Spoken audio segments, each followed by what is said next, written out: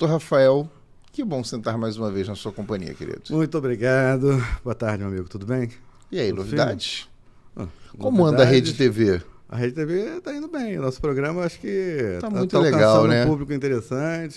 Sim. A repercussão acho que está bacana. Me aguarde para você ver esse novo próximos, episódio, né? terça-feira, sábado agora. Nosso produtor que está falando, né? Gente, só para esclarecer aqui, esse conteúdo, aqui no Doutor Vê esse Podcast, surgiu a ideia de fazer um programa. E na Rede TV de Brasília nós fomos muito bem recebidos. E levamos para lá o Casos e Descasos, que está aqui a caneca. Um programa televisivo que eu tive o prazer de dirigir pela primeira vez. E estou muito feliz com o resultado, doutor. E que fala sobre acidentes do trabalho. E Desculpa, produzir de forma excepcional. Muito obrigado. Extremamente diferenciada. Muito obrigado. Fique sabendo disso também. Tá sendo uma experiência muito gostosa fazer. E se vocês puderem conhecer, vai ser um prazer. Passa 12h30 na Rede TV Brasília e às 13 horas no canal do YouTube do Dr. Rafael. E tem mais uma novidade. Qual é a novidade? Pode falar? Pode. Vamos entrar na rádio, vamos estrear semana que vem. O programa vai estrear na rádio em Brasília semana que vem, ao vivo, 1 hora. Ao vivo, 1 hora de programa, olha só. Que beleza. Vai estrear na quarta-feira que vem, não me recordo o horário. Depois a gente vai passar, vai informar o horário certo. Em Brasília, passando pelo YouTube também, com áudio e vídeo. Que maravilha, olha só. Um motivo de felicidade ímpar. Alegria. Poder ter tanta prosperidade, tanto sucesso ao seu lado, doutor. Tamo junto. Mas aqui é o Doutor Vê esse Podcast e agora eu te pergunto... Qual o tema? Qual o tema de hoje? Em cima de bancários em risco, o tema é forçados a trabalhar enfermos doentes, a dura realidade dos aposentados no setor bancário. O tema é, portanto, o aposentado que continua trabalhando e muitas das vezes fica doente. Ele está apontando para mim, mas não estou longe ainda de me aposentar, tá? Tem 100 anos você está aposentado. Ainda falta bastante para eu me aposentar aqui. Mas, doutor, e tem caso aí? Tem caso de descaso? Temos casos e descasos na mesa sobre aposentados. Então? A questão toda da discussão é a seguinte. Eu parei para fazer um estudo sobre isso e não achei. Isso me chamou muita atenção. Eu trouxe alguns números, que eu acho importante trazer alguns números, e o foco da conversa, na minha opinião, seria: quais são os direitos trabalhistas? Quais são os direitos previdenciários do aposentado? Será que eles são os mesmos de quem está na ativa? Qual a repercussão do acidente de trabalho na vida da pessoa aposentada? Vamos discutir isso aqui tudo hoje. Saber se ela está em desigualdade de condições da pessoa que está na ativa? Já teve algum caso, doutor, de pessoa que já estava aposentada e depois descobriu-se que, na verdade, tinha um acidente de trabalho? Sim. O pior, no caso de bancários, realmente, eu tenho alguns casos no escritório que são aposentados por tempo de serviço, continuaram trabalhando. Por que disso? Porque a aposentadoria vem a menor, em cima de 60% do salário de contribuição. Então, ela precisa continuar trabalhando. E isso não é uma realidade somente dos bancários, não. Essa é uma realidade brasileira. Nós estamos falando que hoje mais de 1/3 dos aposentados estão trabalhando. É uma coisa muito irreal, né? Porque você paga o seguro previdenciário a vida toda para você poder manter a sua qualidade de vida. Perfeito. Agora, você vê, a gente fala que o brasileiro gasta aproximadamente 60% do seu pagamento em impostos e insumos, né? E dependendo da faixa salarial, ele paga quase tudo, tá? Só para viver. No final do mês sobra zero para ele, para poder suprir qualquer outra. Aí, quando ele chega numa idade que ele precisa do dinheiro, ele tem mais dificuldade de ganhar. Com certeza. Ele perde 40%. Eu tô rindo de nervoso. Não, pior que isso. É melhor morrer. Mas tem coisa que pode se tornar ainda pior. Se ele sofreu acidente de trabalho. Eu vou explicar aqui, que a maioria que está em casa nos assistindo não tem noção. Entendeu? Pior é se ele sofreu acidente de trabalho. Tô curioso. Já é bem aviltante essa condição, né? Previdenciária. É vergonhosa. Se a pessoa não fizer uma previdência privada, ela tá ferrada. Com certeza que sim. Com certeza que sim. Hoje nós temos em torno de 23 milhões de aposentados no Brasil. Tá? Quanto o bancário paga aproximadamente de seguro por mês, doutor? Eu vou te falar mais ou menos uma média salarial. 11%, 10%, 8%? 11%. Em relação à Previdência, 11%. 11%. Agora, a média salarial, 5 mil, por exemplo, reais é uma média salarial do bancário hoje.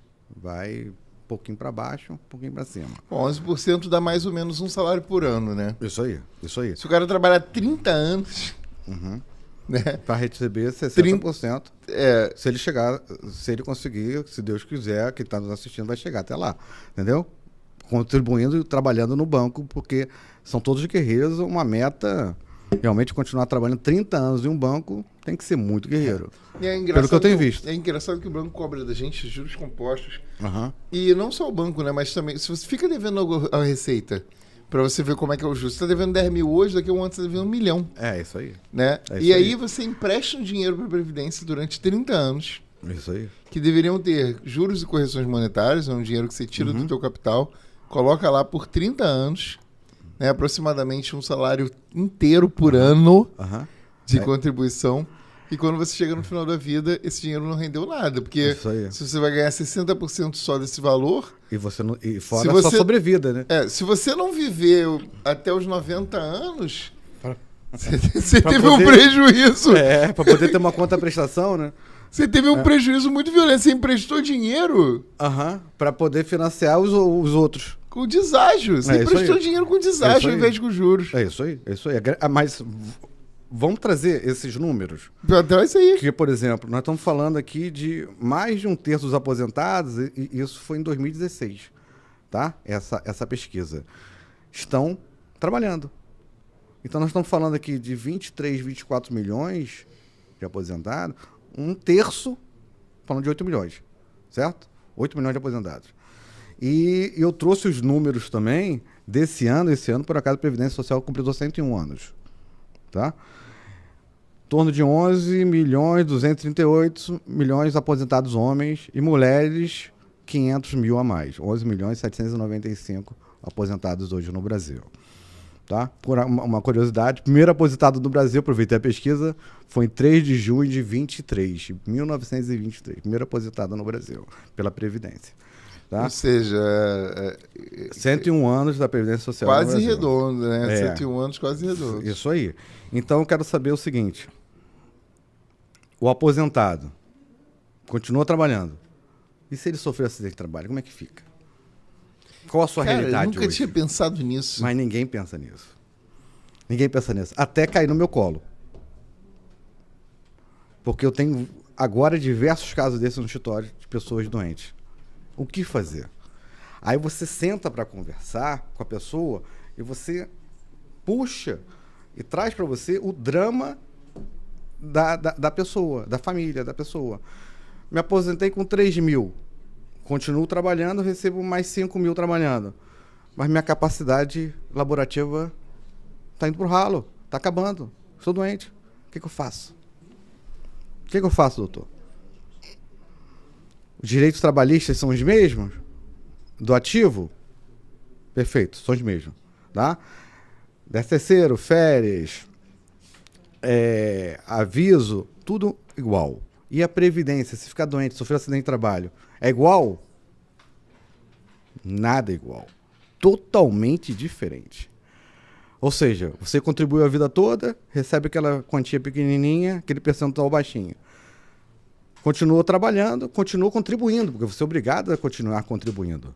Você não é uma faculdade. Você vai querer contribuir ou não? Não, você é obrigado a continuar contribuindo. Se não me engano, só se for cardíaco, né? Se tiver algumas doenças assim, pode ter alguma questão de isenção, aquela coisa toda, em determinadas situações. Aí questões da receita, de câncer e outras doenças mais, tem uma listagem.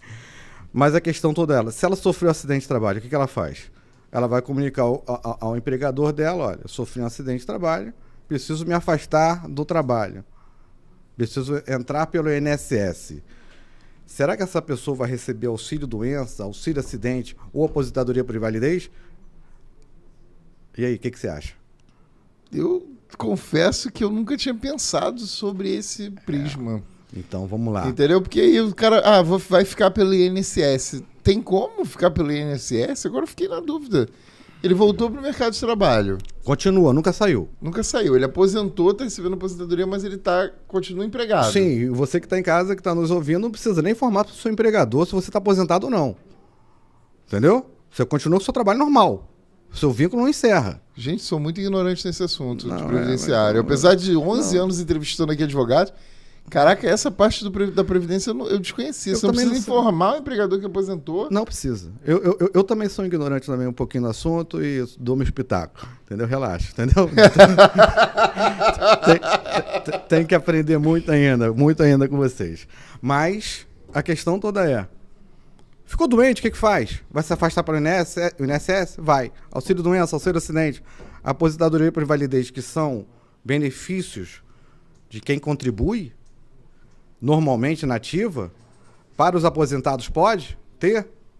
Pode ter? Chuta. Não sei, olha, eu nunca me vi tão surpreso aqui nesse programa quanto eu tô hoje. Imagina as possibilidades absurdas. Eu nunca tinha refletido sobre isso, e eu sou uma pessoa que me orgulho de fazer boas reflexões, mas tá aí uma dinâmica que eu prefiro não opinar porque eu posso falar uma besteira muito grande, entendeu? Cara, eu aprendi isso com um pouquinho que eu sei com meus clientes, que me procuraram, aposentados doentes. E é um drama. E por quê? Não tem nada, nenhuma Não tem direito praticamente nada em relação a quem está na ativa, por mais que seja contribuinte. Só tem direito ao auxílio família, que nós estamos falando de bancários, o auxílio família tem toda umas regras de valores, idades de criança, que não pega esse grupo. Pega os grupos com salários menores. E somente reabilitação profissional. E se o INSS fizer, que não faz direito. E se o acidente for fatal? Não, se o acidente for fatal... Aí tem indenização. Aí a questão de indenização, questão de pensão pós-morte para os dependentes... viúva, aí isso vai acontecer. Mas vai acontecer com base na aposentadoria que ela tem. E não daquele benefício que ela está contribuindo naquele momento. Ou seja, só reabilitação profissional. Aí a pessoa vira e fala para você: eu estou recebendo, me afastei pelo INSS, só posso receber a minha aposentadoria por tempo de serviço que eu já recebia. Nada além disso. Nada além disso. Então, se ela recebe 3 na aposentadoria e recebe 5 no banco, nós estamos falando de bancário, ela só vai receber 3. Nada além disso. E como é que fica depois? Tem estabilidade? Não tem estabilidade? É acidente de trabalho? Não é acidente de trabalho? Porque o acidente de trabalho, quando tem estabilidade, a gente fala lá no artigo 118, o pessoal sabe mais do que eu, ela fala que ela tem que receber auxílio-doença por acidente de trabalho, para ter estabilidade. Mas ela não pode receber benefício. Caraca! Olha que confusão. Olha que confusão criada. Confusão, cara. E vamos imaginar aqui, vamos pensar aqui alto comigo, os números. Nós estamos falando que o bancário, nós temos em torno de 1% dos empregos formais no Brasil. O emprego formal no Brasil hoje é em torno de 46 milhões, 47 milhões. Os empregos formais. Eles correspondem a 450, 465 mil. 1%. Se mais de um terço dos aposentados no Brasil estão na ativa, vamos botar aqui... É um problema grandão. Não, é tremendo o problema. Na minha cabecinha,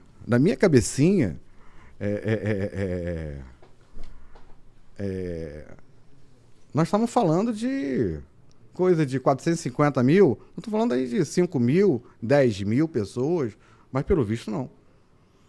Nós estamos falando de 1/3. Mais de 1/3 dos aposentados estão trabalhando. E ficando doentes. E não existe nenhuma norma, nada falando sobre isso. Nada. Essa legislação tem que mudar. Eu estou falando isso porque essa legislação tem que mudar. Você não pode contribuir para a Previdência e não haver contraprestação. Quando você contribui para a Previdência, tem que haver contraprestação.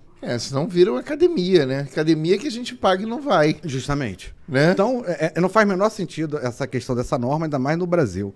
Se tratando desses números, mais de 1/3 dos aposentados, nós estamos falando de 8 milhões, mais ou menos de aposentados estão trabalhando, e se sofre acidente de trabalho ou desenvolve alguma doença ocupacional, não tem a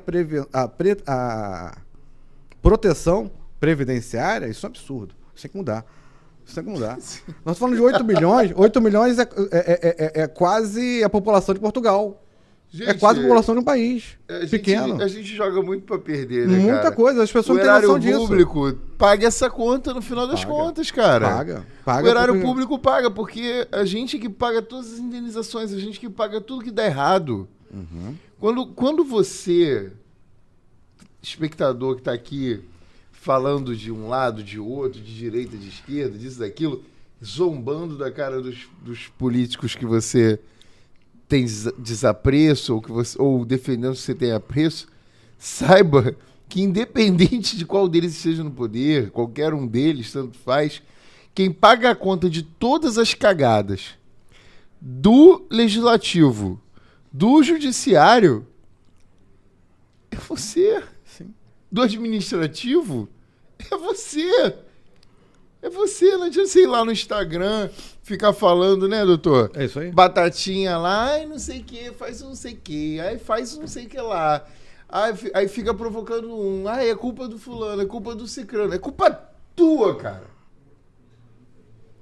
Que tem que cobrar das autoridades que as coisas... Você vê que isso que o doutor trouxe aqui é uma vergonha. É uma vergonha. Isso é uma vergonha. Público desse tamanho, cara, tem públicos muito menores, né? E eu sou um grande defensor das causas minoritárias, sabe, doutor? Somos dois. Sempre. Somos dois. Sempre aqui. A vulnerabilidade é muito maior. Cara, só que a gente tá falando de uma minoria gigante. De pessoas. Estou falando de quase 8 milhões de pessoas. É um número imenso. É a população da... Já foi, agora já... Mas é praticamente... O Rio de Janeiro, durante muito tempo, teve 8 milhões de habitantes. Portugal, hoje, se não me engano, são 10 milhões. Quase a população inteira de Portugal, pô. Aposentado, trabalhando e se sofre acidente de trabalho. Como é que faz? É piração. É piração, porque a qualidade de vida vai para o buraco, as perspectivas vão para o buraco e justamente no seu momento de mais fragilidade.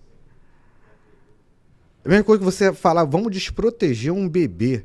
Pô, vamos desproteger senhores de idade, pessoas que estão chegando na sua idade onde deveriam estar descansando. Não, ter mais que deram a vida para construir a estrutura que existe hoje. Toda no sistema da sociedade. No banco. No banco, caso na sociedade em geral. Sim. Essas pessoas não só colaboraram, mas dentro da estrutura dos bancos, sim, essas pessoas fizeram tanto parte da estrutura e da história que elas se aposentam e não podem sair. E não é só por causa do dinheiro, muitas vezes. Às vezes é porque não tem ninguém capacitado lá para fazer o que o cara faz. Sim, o cara é bom. O cara continua no banco, o cara é bom. Ele tem muito tempo, tem muita experiência. O problema é que ele fica doente. E isso, para quem fica doente, vão dicas hoje aqui. Qual é a dica, doutor? Montar o histórico da sua doença. Montar o histórico da sua doença. Porque se você se afastar pelo INSS, não tiver um histórico e voltar, o banco vai te demitir. Tem essa forte possibilidade. Aí você está na rua, como é que é? Rua da Amargura. Porque você está doente, você já tem uma certa idade, tem uma discriminação da sociedade, isso é claro. Quem tem idade, que dirá doente, então tem que se proteger. Hoje, o programa é como se proteger, o que a gente deve fazer. Tirando a questão de mudança legislativa. Isso é um outro foco, nós vamos, se Deus quiser, vamos jogar por casa e descaso essa situação, para que a gente discuta e mexa na legislação. Trazer políticos para cá, de Brasília, que comprem essa briga com a gente. Porque não adianta que a gente ficar falando aqui, o pessoal de casa aqui vai gravar, vai assistir em casa, 500, 2.000 pessoas. Não, eu quero que isso chegue em Brasília. Isso tem que chegar em Brasília. Temos que ter alteração legislativa. Porque se eu estou contribuindo, eu quero algo de retorno. É isso aí. Tem que ter uma contraprestação disso. E tem que ter visibilidade mesmo para poder receber a atenção das autoridades. Não adianta querer ir lá cagar no Planalto, que isso não vai resolver nada. Nada. A gente tem que dialogar através das mídias, né? Mostrar que as coisas estão erradas para que as leis mudem. Sim. Para que as leis mudem e para que a gente tenha visibilidade para os problemas que são reais, cara. Sim. Cara, sabe, tem uma frase, doutor, que mexeu muito comigo, que eu vi essa semana, que é, assim, deixar no ar aqui. Em terra de esqueleto, toda fratura é exposta. Você já ouviu essa? Eu vi isso aí, foi hoje, mas eu acho que foi alguma coisa sua, na sua postagem.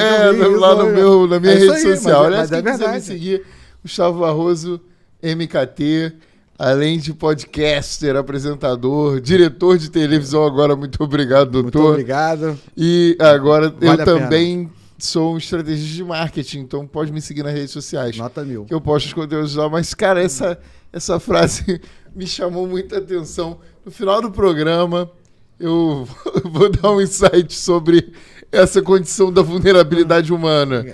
Muita coisa. Então, o que a gente pode fazer? E vamos trazer o programa aqui, quem quiser, estiver nos assistindo, já fica o convite. Entrar em contato com a produção para levar seu caso. Você, como aposentado, continua trabalhando, está doente, se quiser, está o convite para aparecer no caso desses casos, na Rede TV. Isso é uma coisa realmente que faz todo sentido, né? Às vezes a pessoa fala assim, vocês estão chamando para contar a história lá na Rede TV, quem é que vai ter coragem de ir contra banco? Pois saiba que muita gente quer contar a sua história. Sim. Muita gente está saturada de tentar ser ouvida e isso não surtiu efeito, né, doutor? Não conseguiu espaço e não surtiu efeito. Até mesmo que um mandurinho não faz verão. Não faz verão. Ih, agora vamos lá. Aqui a gente vai. E eu vou te falar que esse papo de cada cachorro que lamba a sua caceta, isso aí é besteira. Tem sempre alguém para brigar por você. Isso é importante. E eu tive a felicidade, doutor, de ter cruzado o teu caminho e saber que existem outros paladinos também que estão brigando pelos direitos e os deveres do contribuinte. É isso aí. Sabe por quê? São vulneráveis, cara. Isso sempre me irritou. Inclusive, na época de faculdade, na época da parte de academia, de mestrado, doutorado, meus orientadores perguntavam, Rafael, o que você quer falar? Eu falei, eu quero falar de algo que faça diferença na vida das pessoas. Eu não quero trazer aqui coisas que todo mundo sabe. Eu quero mudança. Eu quero que meu tempo, a minha escrita, a minha tese, a minha dissertação, a minha monografia, seja o que for, seja visto por outros acadêmicos e sirva de inspiração para que a gente melhore, a gente cresça. Nós estamos numa passagem, isso aqui é uma passagem, a vida é uma passagem. Agora, você que tem um pouco mais de conhecimento que as outras pessoas, enxerga os erros e não faz nada, não fala nada, viveu em vão. Serve para nada. Serve para nada. Eu acredito muito nisso, doutor. A vida tem que ter um significado. Justamente. Viver igual água de salsicha. Eu posso te contar uma coisa que não serve pra nada. Né? E não é casca de bala, não. É casca de alho. Não serve pra nada. Cara, essa semana eu tava revisitando um material de uma entrevista que eu fiz alguns meses atrás com um missionário, né, da Global Commission do Brasil, que é uma organização que eu apoio, que ajuda crianças na faixa 1040, maior faixa de pobreza. Eu acho que a gente tem que doar isso. Né? Eu ajudo com trabalho, com dinheiro, faço doações para essa, inclusive quem quiser conhecer e quem quiser adotar uma criança na faixa de pobreza, onde a mão do governo não chega, acessa aí adote.globaldobrasil.org.br que você vai saber um pouquinho mais sobre a história da Global e entender como você pode adotar uma criança. Você acredita, doutor, que com R$250, né, $50, a gente consegue... Eu tenho várias crianças adotadas. A gente consegue alimentar, dar moradia, dar educação, dar roupa por um mês para criança com $50. Aí.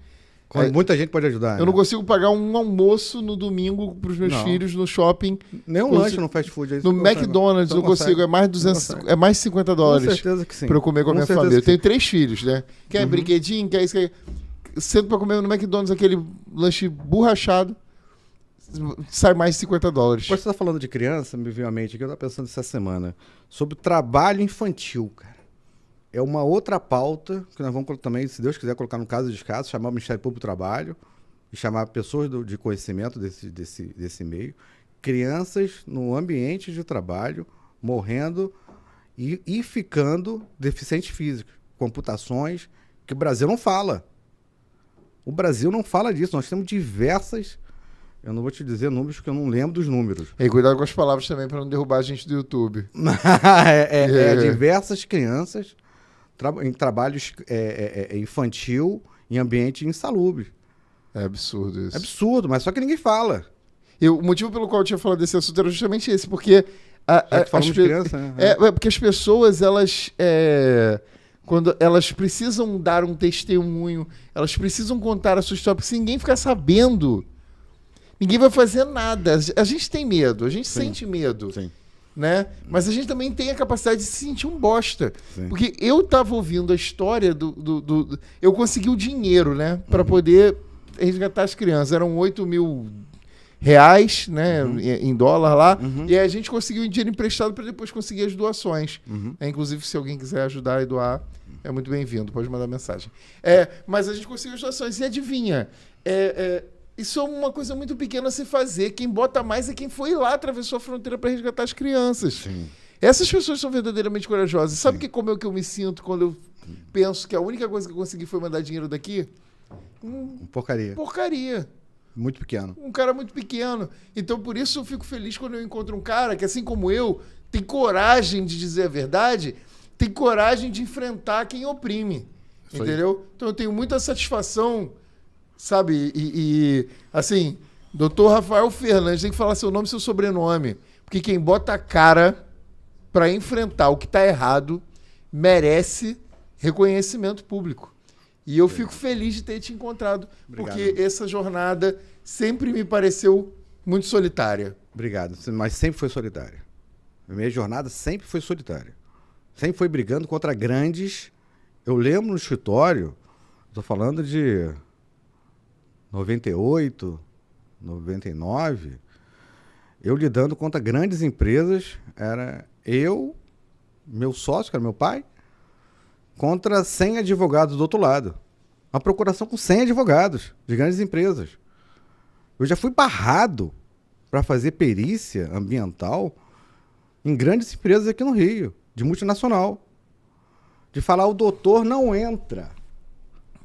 O perito falou, o médico da empresa falou assim, o doutor não entra no prédio.